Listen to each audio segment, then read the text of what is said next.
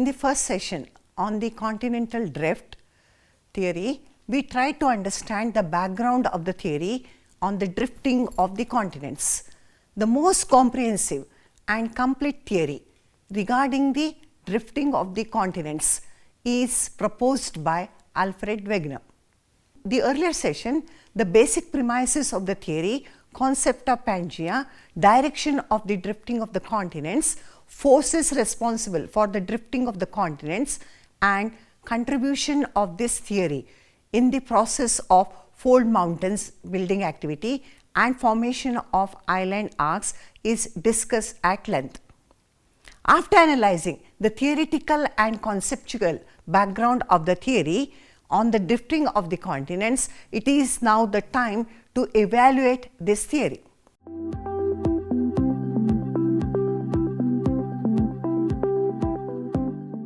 The aim of this lesson is to analyze the evidences or proofs in support of this theory, to critically evaluate the theory, to analyze the contribution of this theory,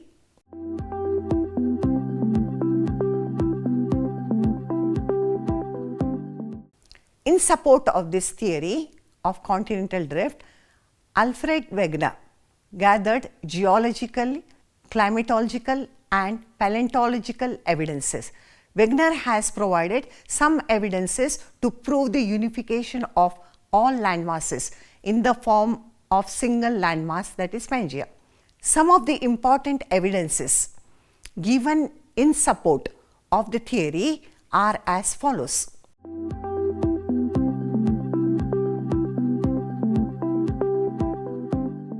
The concept of jigsaw fit is related to the fitting or matching of the continents. There is a remarkable similarity between the coastlines on the opposite sides of Atlantic Ocean. The outlines of the coast on two sides of the Atlantic Ocean are such that they can be easily matched or fitted, and it appears to be detached portion of the other. The eastern coast of South America, the Brazilian Bulge, can be fitted against the western coast of Africa, that is Gulf of Guinea. According to Wegener, there is a geographical similarity along both the coast of the Atlantic Ocean. Both the opposing coast of Atlantic can be fitted together in the same way as two cut off pieces of wood can be refitted or matching pieces of a torn newspaper. The coastlines of South America and Africa have a remarkable match. Some scholars are of the view that fitting of coastlines may not be correct, since the coastal areas are subject to both erosion and deposition. Over a long geological period, a map produced using computer graphics is prepared to find the best fit of Atlantic coast along South American and African coast by Bullard in 1964. The fitting of the coastlines on either side of the Atlantic was tried at 1000 fathom line instead of present coastline. The map thus prepared based on the computer programming proved to be quite perfect.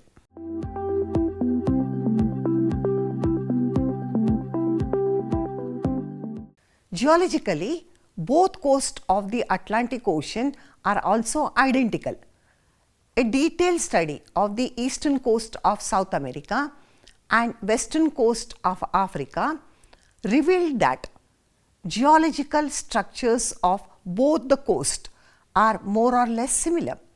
The continental margins on both sides of the Atlantic Ocean fit together, not only in outline but in rock formation also. The rocks on either side of the Atlantic Ocean are geologically of the similar nature. The belts of ancient rocks of 2000 million years from the Brazilian coast are similar to the geological formation with those from the Western Africa. The mountain system on the either sides of the Atlantic coast also have similarity. The Caledonian and the Hercynian mountain systems of the western and eastern coastal areas of the Atlantic Ocean are also identical and similar.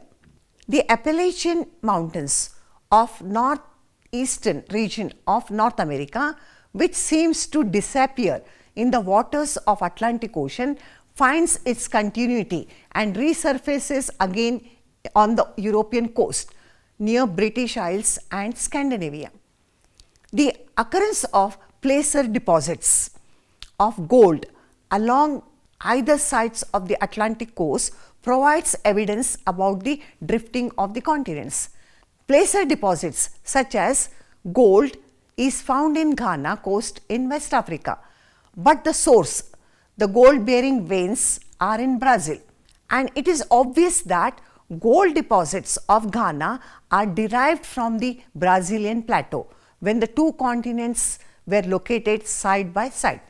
Geological evidences show that Caledonian and the Hercynian mountain systems of the western and the eastern coastal areas of Atlantic Ocean are similar and identical. The Appalachians of the northeastern region of North America are similar with the mountain system of Ireland, Wales and northwestern Europe.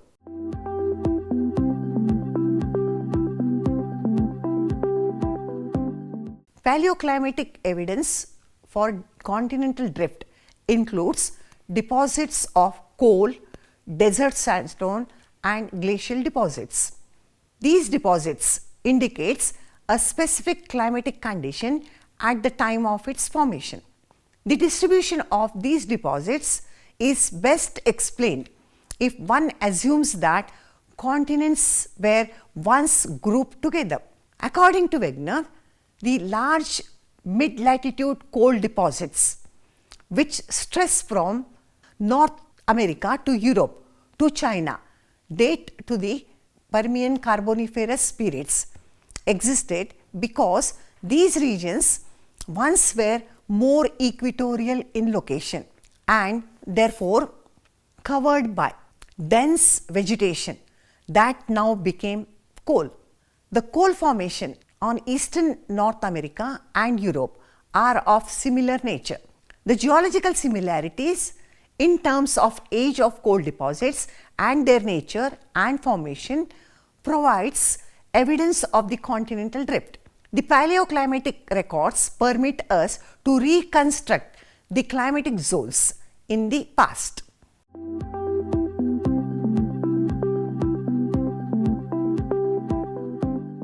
It has been reported from the geodetic evidences that Greenland is drifting westward at the rate of 20 centimeters per year.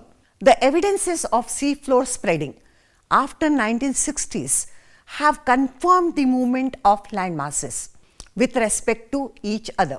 Greenland is drifting towards North America.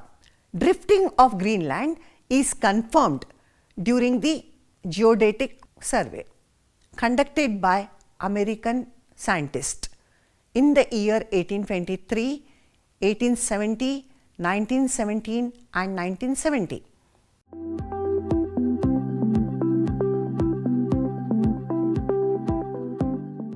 One of the biological evidence is provided by Alfred Wegener is related to fossil formation. Fossils are the dead remains of plants and animals which are embedded in the rocks. Fossil remains of both animals and plants supports the concept of drifting of the continents. Identical species of plants and animals adapted to living on the same land or fresh water are found on the continents separated by the oceans, that is Atlantic Ocean.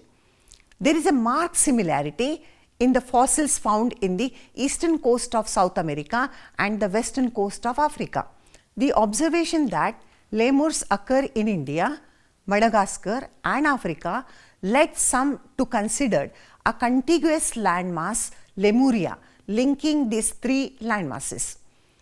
The striking similarity of certain fossils found on the continents on both sides of Atlantic Ocean is difficult to explain unless the continents were once connected.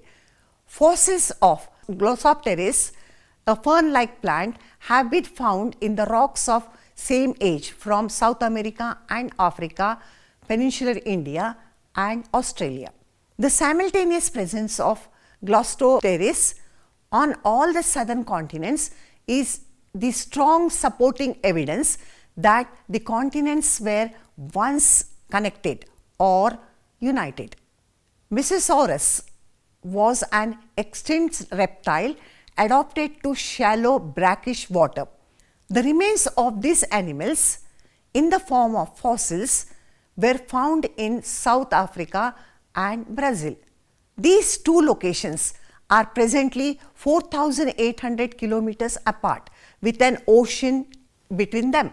Therefore, their distribution in Africa and South America indicates that these two continents were together in the past.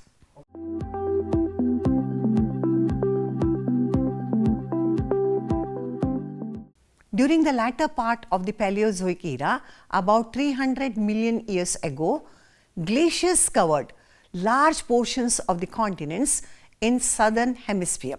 The deposits left by the ancient glaciers can easily be recognized in the form of 𝗘𝗍ite, that is glacial deposits. The glacial deposits in the form of 𝗘𝗍ites in peninsular India, Brazil, South Africa, Madagascar, Australia, all these locations are a part of Gondwana land, had remarkably similar in nature. The glacial 𝗘𝗍ite provides unambiguous evidence of drifting of the continents.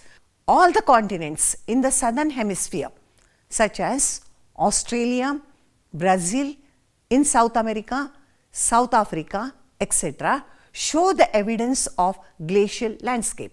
It indicates that these continents, which are mostly in the tropical region, were located near the poles.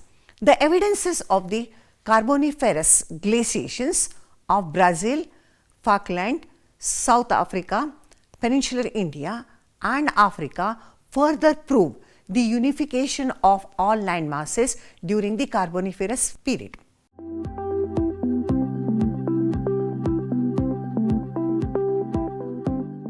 The geophysical evidence is related to the drifting of the continents is provided in the concept of polar wandering, that is movement of the poles. According to Wegener, there has been changes in the position of the poles in the different geological periods, which he calls as polar wandering.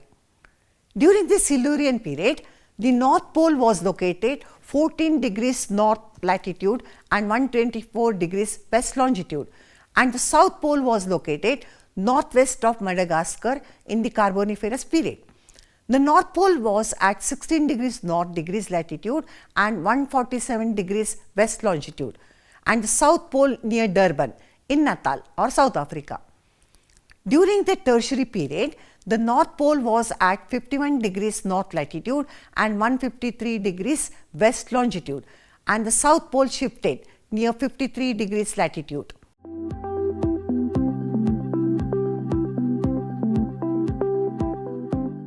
According to Alfred Wegener, Pangaea was initially splitted into northern and southern block. He called the southern block as Gondwana land. Peninsular India or South India forms a part of the Gondwana land. Gonds is the major tribe of the peninsular India. It seems that the term Gondwana is derived from the word Gond. The presence of Gonds in South India is in support of the Wegener's observation that peninsular India is a part of the ancient landmass, that is Gondwana land, which emerged after the breaking of the Pangaea.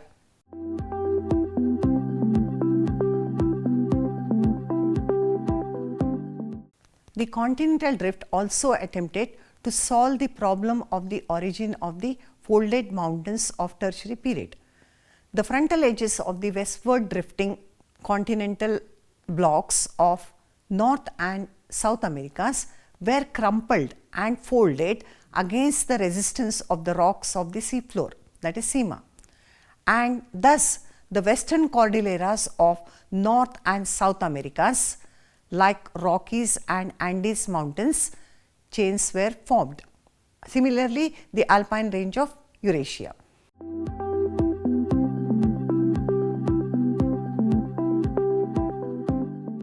Alfred Wegener's continental drift theory widely departed from the contemporary geological ideas of the 19th century.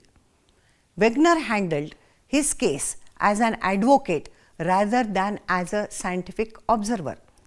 The critics of the Wegener's continental drift theory fall under two broad categories. One, the critics and the writers who always attempted to search errors and the discrepancies in the theory. The second, the scientists who attempted to modify and correct the original theory while retaining the basic concept or tenets. Some of the limitations and defects pointed out by various scientists in Wegener's theory of continental drift. One of the major criticisms leveled against the theory of continental drift is related to the forces leading to the drifting of the continent.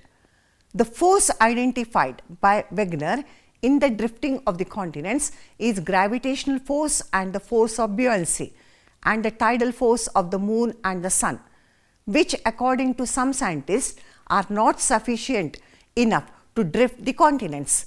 The tidal force identified by Wegener to account for the supposed westerly drift of the continents would need to be several million times as powerful to produce the required movement. According to Woolridge and Morgan, 1959, the differential gravitational force and the force of buoyancy are not adequate to cause equator movement of the continents. Wegener's continental drift theory is criticized based on his idea related to the formation of the fold mountains along the western margins of North and South America, like Rocky Mountains and Andes Mountains. Critics considered that the idea of mountain formation on the western edge of the continents is unscientific. According to Wegener, the 𝗧-𝗦𝗔𝗧 masses, that is continents, are freely floating over 𝗓𝗲 without any friction offered by 𝗓𝗲. In the latter part of his theory, while explaining the origin of the fold mountains, he has described the forceful resistance provided by 𝗓𝗲 in the free movement of 𝗧-𝗦𝗔𝗧 continents to explain the origin of the fold mountains along the frontal edges of the moving continents. Wegener's idea of mountain formation on the western edge of the continents is considered unscientific in nature. Besides, this theory could not provide explanation for the formation of all the young fold mountains of the world. Another criticism raised against the theory of continental drift is related to the direction of the movement of the continents in certain geological periods only. He did not explain why the splitting of the Pangaea occurred in a particular geological period only. Why did the process of continental drift not started before the Mesozoic era? What kept Pangaea together till the Mesozoic era? Wegener could not provide an explanation as to why the continents were in the unified form in the pre-Carboniferous period. He could not provide a cohesive picture of the geological history of the earth. The coastlines cannot be repeated since the coastlines are subjected to erosion and deposition over a long period of time. Despite all these criticisms, the theory of continental drift is nearly universally accepted now as a model of the way the continents are evolved.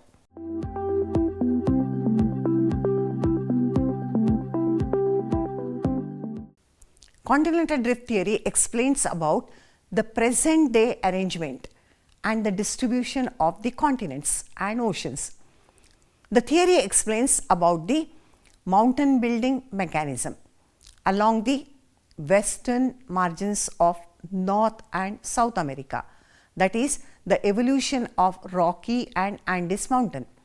The theory contributes to the understanding of the origin of island arcs and festoons of Eastern Asia, West Indies, etc. The theory of plate tectonics is the advanced and the scientific version of the continental drift theory. The theory throws some light on the concept of paleomagnetism and polar wandering.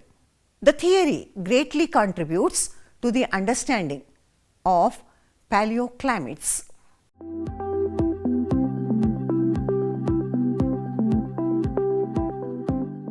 The continental drift theory received scant attention from the scientific community. By 1926, the concept of the drifting of the continents were in full retreat. When Wegener died on the expedition across Greenland in 1930, his theory was already in eclipse. Though on some points Wegener's theory was rejected by the scientists, but the central theme of the horizontal displacement of the continents is considered and retained. In fact, the postulation of plate tectonics theory is the result of the continental drift theory. It is interesting to note that for continental drift, most of the evidences were collected from the continental areas. Information collected from the ocean floor and mapping provided new dimension in the understanding of this theory of continental drift. In 1935, 𝗂𝗽𝗱𝗁𝗍, a Japanese scientist, speculated that earthquakes and volcanoes near Japan might be associated with the continental drift. Deep focus earthquakes did not occur randomly over the Earth's surface, but were concentrated in the zones that extended in lines along the Earth crust. Benioff and 𝗬𝗁𝗍 and others wondered what could cause such pattern of deep earthquakes. A plot of various earthquakes and its pattern revealed as if the Earth's crust or the lithosphere is divided into parts. A number of discoveries in 1950s and 60s added new information to the geological literature, particularly the information collected from the ocean floor. Mapping provided new dimension for the study of the distribution of continents and ocean. The hypothesis of sea floor spreading is a new development which proves the theory of continental drift. The concept of sea floor spreading was put forward by Harry H. Hess and R. S. Dietz in 1960. Harry Hess in 1960s proposed that ocean floor was mobile and hot magma rises from the Earth's mantle by convection currents along the mid-oceanic ridges and moves on the either side, finally gets lost into the trenches situated along the continental coast. In spite of the fact that continents are old and permanent, they drift apart passively on the back of mantle-generated convective currents. These facts prove that the continents and oceans are in constant motion. The concept of sea floor spreading is increasingly convincing evidence about the continental drift.